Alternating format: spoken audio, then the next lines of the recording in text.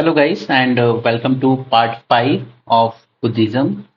हम चार part complete कर चुके हैं। अब सिर्फ हमारा एक पार्ट रह गया है जिसमें मैं आपको बताने वाला हूँ बोधिसत्वास के बारे में, क्योंकि इसमें आपको क्वेश्चन मिलेगा। पहले भी आया है और आगे भी आएगा। तो चलिए ज़्यादा टाइम वेस्ट ना करते हुए शुरू करते हैं, क्योंकि ऑलरेडी ये लेक्चर सीरीज काफ़ी लंबी हो गई है बुद्धिज्म पे।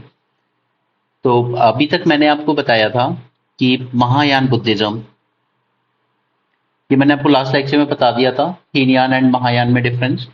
नाउ महायान बुद्धिज्म दूसरे को हीनयान क्यों कह रहे थे? क्योंकि वो कह रहे थे कि आपका गोल छोटा है, आप लोग अपने खुद के निर्वाणा के लिए काम करते हो। तो निर्वाणा से एक स्टेप पहले क्या आता है? इन लोगों ने कहा था एक स्टेप पहले आप बोधिसत्वा बनते हैं, इसके बाद आपको निर्वाणा हासिल होता है। ठीक है। तो हीनयान का गोल था निर्वाणा अटेंड करना, बट महायान ने कहा था नहीं, हम एक स्टेप पहले रुक जाएंगे बोधिसत्वा लेवल पर, and these bodhisattvas will help other to attend this nirvana. ठीक है। मतलब हमें खुद मुक्ति नहीं लेंगे, हम इसी धरती पर रहेंगे, इसी वर्ल्ड में रहेंगे, एंड दूसरे लोगों को निर्वाणा अटेंड करने के लिए गाइड करेंगे। ऑलराइट। तो ये एक बहुत बड़ा सेक्रीफाइस था कि खुद की मुक्ति ना पाकर दूसरों की मुक्ति के लिए काम करना। इसलिए इनको कहा गया great compassion.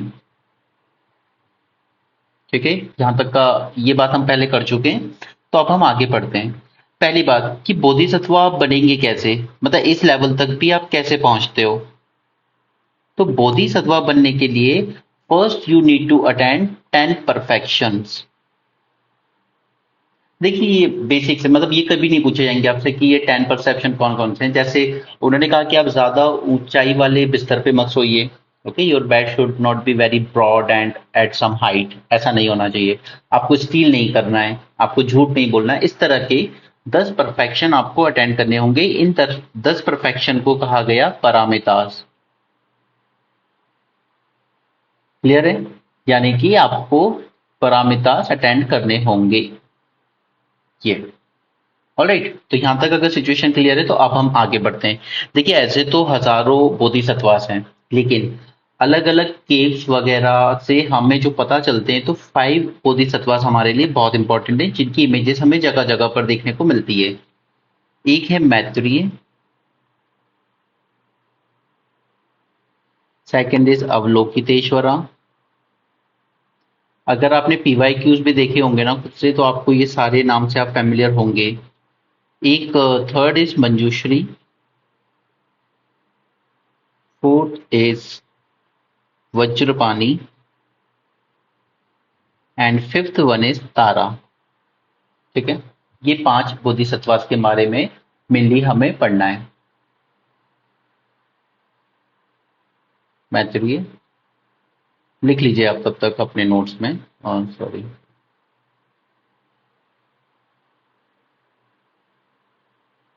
Avalokiteshvara, Manjushri, Vajrapani and Tara. Alright. तो ये हमारे 5 बोधिसत्वास हैं। अब हम इनके बारे में एक एक करके जानते हैं। सबसे पहले मैत्रेय। 2008 में आपको एक सिंपल सा क्वेश्चन पूछा गया था कि इनमें से कौन फ्यूचर बुद्धा होगा। ये आज सिंपल है क्योंकि मैं आपको पढ़ा रहा हूँ, क्योंकि उस वक्त तक किसी भी स्टैंडर्ड बुक में हमें नहीं पता था ये सब, ना किसी टीचर ने पढ़ाया था, तो उस वक्त नहीं जानते थे। बट अब देखिए, एनीवे, पहले तो इन्हें सिंबल माना जाता है काइंडनेस का। इनके हाथ में, अगर इनकी इमेज मुझे मिली नहीं एक्चुअली, इनकी क्लियर कट इमेज, लेकिन अगर इनकी इमेज होती तो इनके हाथ में एक विष है, वज्र है इनके हाथ में। ठीक है, जिसे माना जाता है इससे ये लोगों में काइंडनेस लाते हैं। एंड मोस्ट इंपॉर्टेंट बात इनके बारे में, he is considered as future Buddha. ठीक है, आप फ्यूचर बुद्धा याद रखिए, एंड काइंडनेस का सिंबल है, या he is also called as symbol of kindness. Alright. Next है अवलोकितेश्वरा। तो इनको अवलोकितेश्वरा के अलावा भी आप एक नाम देखते होंगे, पद्मा पानी। पद्मा का मतलब होता है लोटस, एंड पनी का मतलब होता है होल्डिंग, यानी कि ये अपने हाथ में लोटस होल्ड कर रहे हैं। ठीक है। इनके ऊपर मैंने आपको जो इमेज दिखाई ना उसमें है, लेकिन एग्जैक्टली नहीं है जैसा मैं आपको दिखाना चाहता हूँ। देखिए, एक तो ये इनके हाथ में आपको यहाँ पे एक लोटस दिख रहा है, ठीक है, और उसी के साथ साथ इस हाथ में आपको एक ज्वेल जैसा कुछ दिख रहा है, ठीक है। तो लेट मी एक्सप्लेन नाउ। आपने फोटो में ऑब्जर्व कर लिया वो। तो देखिए, ये जो लोटस है ना उसमें जो बर्ड है, लोटस बर्ड, ये क्लोज है। ये क्लोज इसलिए है, इसका मतलब ये है कि अगर ये ओपन हो जाती तो ये निर्वाणा अटेंड कर सकते थे, लेकिन इन्होंने इस लोटस बर्ड को ओपन नहीं होने दिया एंड ये बोधिसत्वा बन के दूसरे लोगों के निर्वाणा के लिए काम कर रहे हैं। ऑलराइट, तो हमें यहाँ पर लोटस बर्ड देखने को मिलती है जो सिंबलाइज करती है कंपैशन। ऑलराइट, और दूसरे हाथ में जो ज्वेल टाइप की चीज आपको दिख रही है उसे कहते हैं चिंतामणि। ये होती है विश ग्रांटिंग ज्वेल, आप लोगों की मतलब इंसानों की विश ग्रांट करने के लिए। ऑलराइट, तो क्लियर है। अवलोकितेश्वरा, पद्मा पानी भी कहते हैं इन्हें। इनके एक हाथ में लोटस बर्ड है जो सिंबलाइज करता है कंपैशन, और दूसरे हाथ में है Chintamani that is wish granting jewel. Alright, अब हम चलते हैं मंजूश्री पे। ये है हमारे तीसरे बोधिसत्वा। तो इनके एक हाथ में हमें दिखता है एक तो लोटस बना हुआ है और उसके ऊपर एक बुक रखी हुई है। ओके, लोटस सिंबलाइज करता है एनलाइटनमेंट को। हमने ऊपर देखा, अगर वो लोटस बर्ड वो बर्ड खोलने देते वो तो वो एनलाइटनमेंट अचीव कर लेते, लेकिन वो अपने आप को रोक लेते हैं थोड़ा सा, इसलिए वो लोटस बर्ड है उनके हाथ में। इनके हाथ में लोटस है और उसके लोटस के ऊपर एक किताब है जिसका नाम है प्रजना परामिता सूत्र। प्रजना परामिता सूत्र, ठीक है। ये जो है किताब, ये एम्फेसाइज करती है कि एनलाइटनमेंट अचीव करने के लिए विजडम कितना जरूरी है। विजडम मैंने आपको बताया था, the ability to differentiate between right and wrong. Alright, तो यहां पर ये किताब सिंबलाइज कर रही है कि आपको विजडम बहुत जरूरी है अगर आप लोटस यानी कि एनलाइटनमेंट अचीव करना चाहते हैं। ऑलराइट, और इनके दूसरे हाथ में हमें देखने को मिलती है एक फ्लेमिंग सॉर्ड, मतलब एक जलती हुई सॉर्ड। तो वो भी यही बता रहे हैं कि विजडम के थ्रू आप कैसे इस माया जाल से मुक्त हो सकते हैं। Okay, wisdom to cut through delusion.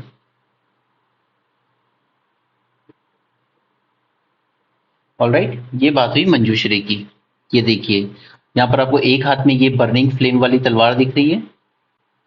ये बताती है कि विजडम कितनी जरूरी है अगर आपको माया जाल से बाहर निकलना है।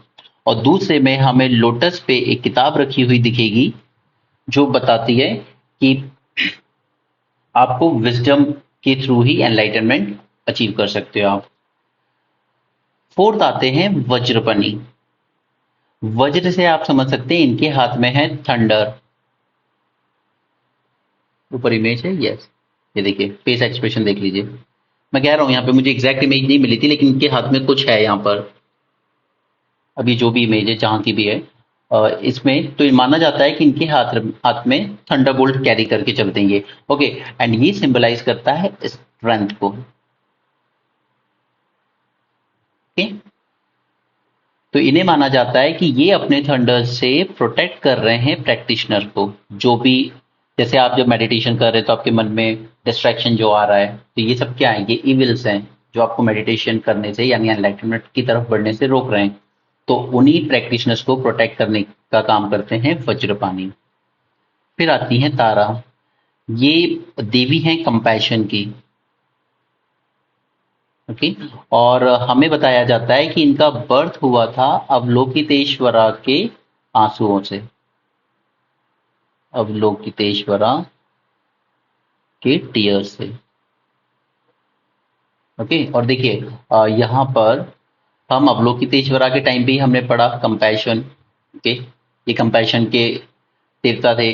तारा, ये देवी हैं और कंपैशन की, और इन्हीं के आंसुओं से बर्थ हुआ है तारा का।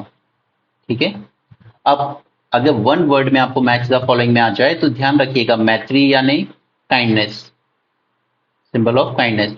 Avalokiteshvara compassion, Manjushri wisdom, Vajrapani strength and Tara compassion. तो आपको ये पांचों बोधिसत्व क्लियर हो गए, आई होप हो गए होंगे। नहीं समझ में आया तो एक बार फिर से देख लेना, लेकिन कर लेना क्योंकि इस पे क्वेश्चन आएगा प्रीलिम्स में। अब वो टाइम गया जब सिंपल क्वेश्चंस आते थे। अच्छा, फाइनली इस टॉपिक को खत्म करने से पहले मैं आपको एक चीज और बता देता हूँ। आपने दो टर्म्स और बहुत बार सुने होंगे, दिप्वामसा एंड महावामसा।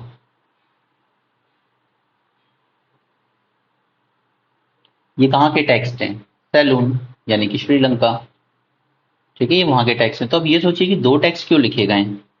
दो टेक्स्ट इसलिए लिखे गए हैं क्योंकि थर्ड सेंचुरी में, यानी कि कहीं 250 बीसी के आसपास, अशोक ने श्रीलंका में किसको भेजा था?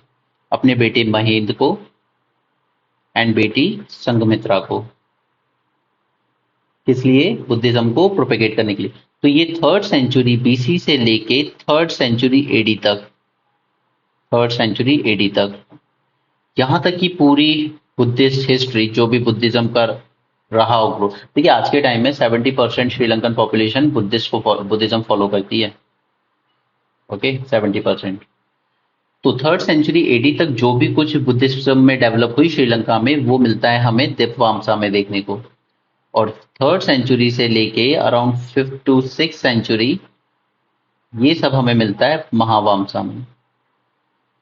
क्लियर? फिफ्थ नहीं, आप इसको 6th ही मानिए, 6th सेंचुरी एडी तक। फर्क समझ में आया दोनों में? दूसरा, तो क्या इन दोनों के अलावा और कोई नहीं आया श्रीलंका? कोई भी बुद्धिस्ट स्कॉलर इंडिया से श्रीलंका नहीं आए? ऐसा नहीं है, आए थे। जैसे मैंने लास्ट लेक्चर में आपको एक नाम बताया था, Buddhaghosa. Alright, 5th century AD में ये भी श्रीलंका गए थे। और इनका रेलेवेंस ये है कि इन्होंने एक टेक्स्ट लिखा है जिसका नाम है विशुद्धि मार्ग। विशुद्धि मार्ग, जिसका मतलब होता है पाथ ऑफ प्यूरिफिकेशन। ऑलराइट, तो ये जो श्रीलंका में है ना, ये लोग भी थेरावाद को फॉलो करते हैं। खैर, anyway, so that's all about जो आज मैं आपको बताना चाहता था बोधिसत्वास एंड चित्तवामसा एंड महावामसा के बारे में। तो इसके साथ हमारा बुद्धिज्म खत्म हो जाता है। लेकिन मैं ये नहीं कह रहा हूँ कि सब कुछ हो गया है, हमने बुद्धिज्म में सब पढ़ लिया है। यूपीएससी नई नई चीजें देता रहता है, सरप्राइजेस आपकी तरफ थ्रो करता रहेगा। तो अब एक बार मैं जैनिज्म और कंप्लीट कर लूँ, उसके बाद 6th स्कूल ऑफ फिलोसफी करूंगा। ठीक है, उसके बाद हम कुछ एमसीक्यूज देखेंगे, या हो सकता है जैनिज्म के बाद ही देख लें। तो प्लीज वो एमसीक्यू मिस मत कीजिएगा। अगर आप सीनियर एस्पिरेंट हैं, आप पहले से प्रिपेयर कर रहे हैं, आपको लगता है आपने सब पढ़ा हुआ है, तो एक बार एमसीक्यू सॉल्व करके देखिए। अगर लगता है कि हाँ यू हैव सफिशिएंट नॉलेज, आपको जरूरत नहीं है कुछ और जानने की, तो फिर आप लेक्चर स्किप कीजिए, सिर्फ एमसीक्यू कीजिए। लेकिन अगर आप फ्रेशर हैं और आपको लग रहा है कि मुझे पूरी तैयारी करनी है, तो प्लीज आप ये लेक्चर एक नहीं 2-3 बार देखिए, अच्छे से देखिए। बट ये आपको बहुत अच्छे रिटर्न देंगे, that I can assure you. Okay, आपका जितना भी टाइम आप इन्वेस्ट कर रहे हैं इसमें, you will get many many times return. So that's it for today and Buddhism is completed here. Next lecture में हम लोग जैनिज्म शुरू करेंगे. Okay? So have a great day.